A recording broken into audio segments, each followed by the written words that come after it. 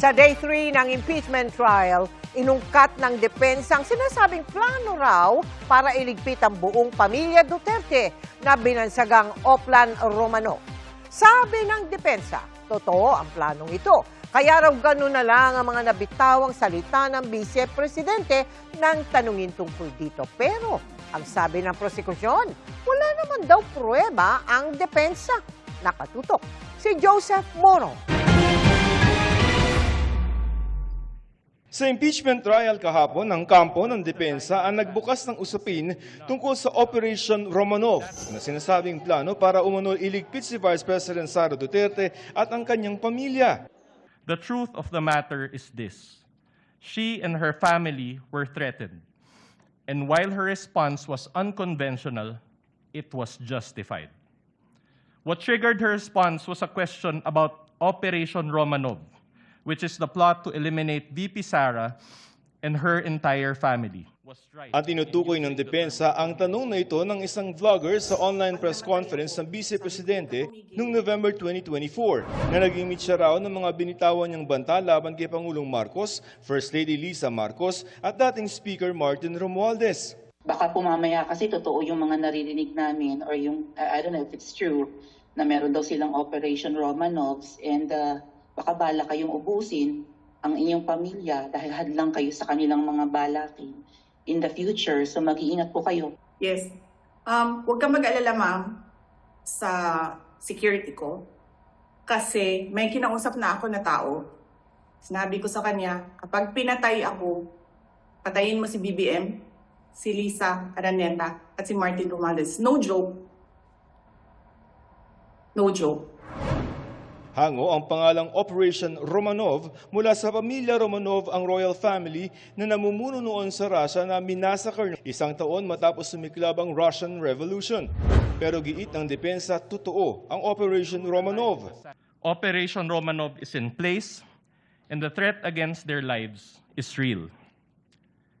VP Sara became the target of unauthorized intelligence and surveillance operations by government operatives that exposed her family to high-level risks and security threats, thereby causing intense trauma and uncontrollable fear. Her homes in Davao and Manila were profiled, and this is proven by classified casing reports. Her trusted security personnel were removed. Her schedule of official functions, like the one in Naga, was leaked by intelligence agents, and her security was heavily compromised. Sabi ng depensa, hindi umano ito pinansin ng National Bureau of Investigation o NBI. The NBI gaslighted it. Pero ayon kay NBI Special Agent John Mark Calilong, sinubukan ng NBI na imbestigahan ang banta sa Vice-Presidente at hindi lamang ang sa Pangulo. Did you investigate the threat against the Vice President? We tried, Your Honor. How did you try?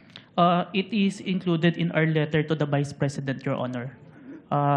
That's why we're inviting her to proceed to our office to investigate the threats to her life, Your Honor.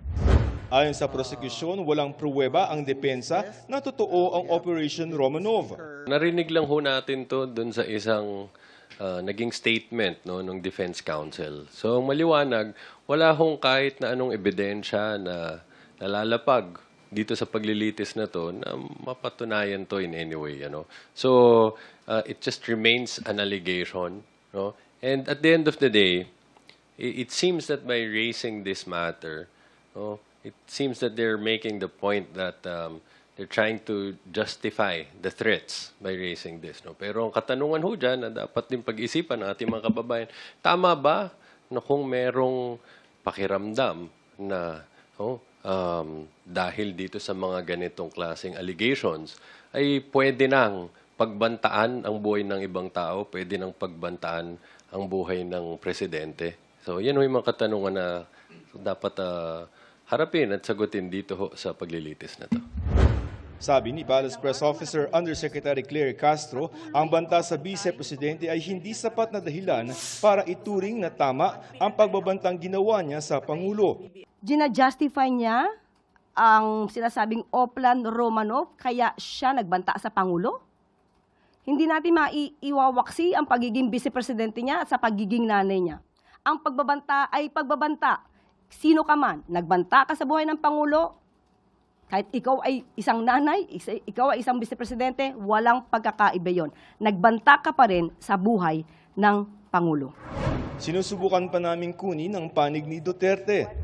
Pero dati na niyang hinamon noon ng National Security Council na imbestigahan ang mga umunoy banta rin sa kanyang buhay na dapat daw talakayin sa pulong ng NSC o National Security Council. Nagsabi ang NSC ng national security concern ang threat sa president, pero apparently they really do not consider the threat to the vice president as anything of a concern. What kind of country is this?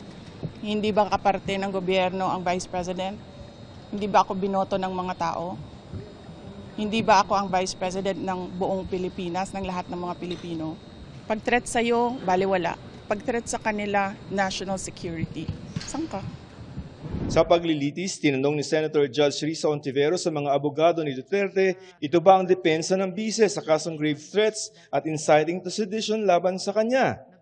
Position po ba ng depensa na pwedeng palampasin ng alleged grave threats kung may masasabing lehitimong dahilan para magbanta?